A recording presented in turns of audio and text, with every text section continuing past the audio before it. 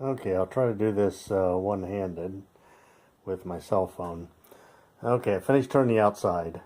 It's in. You can see the tendons in the chuck, and I would do all the finishing. It'd be all finished at this, sanded and finished, and basically ready to go. Except the tenon, we still have a tenon on there, and so it'd be time to loosen that. Hopefully, hang on a minute.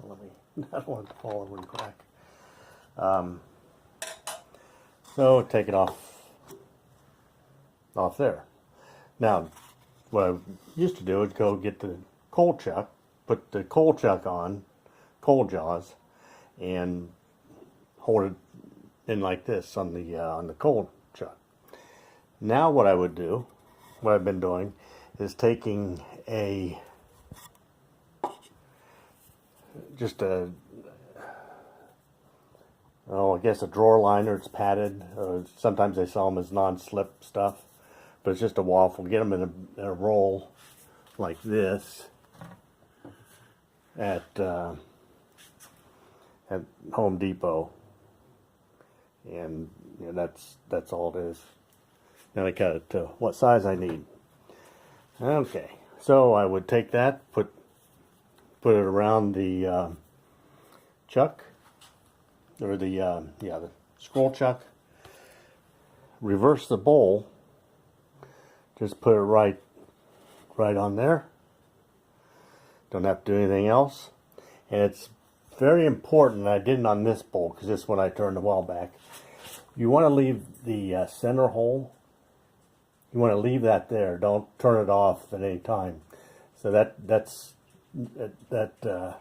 having that centered hole. But I can still see where my center is, so it won't be too bad. So just hold that on there, and I would then bring my tailstock up and tighten it down, and you get them.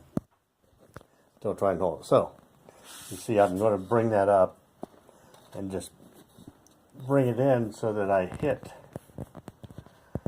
that hole, which I'm off.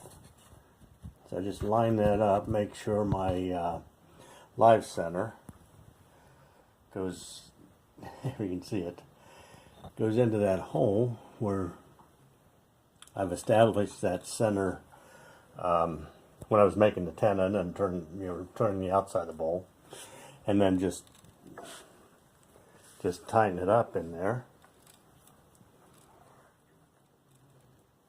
And if I did it right with my one-handed and I hit that hole, I should be able to, yeah, that's way off. But doing it one-handed, I didn't hit the established center of that turned piece from before.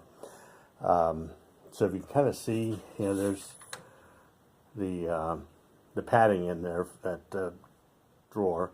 It just turns around in there, and I tighten it up. If it is out of balance a little bit, then you can adjust this a little bit. But I haven't had any issues with it. It's been pretty true on.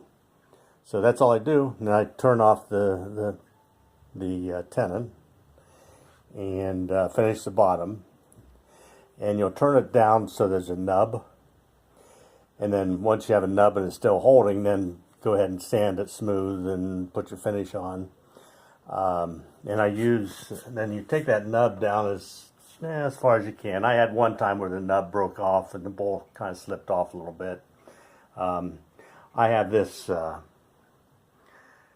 it's a carbide parting type tool that I can get in here as I go do the nub and get it down pretty small.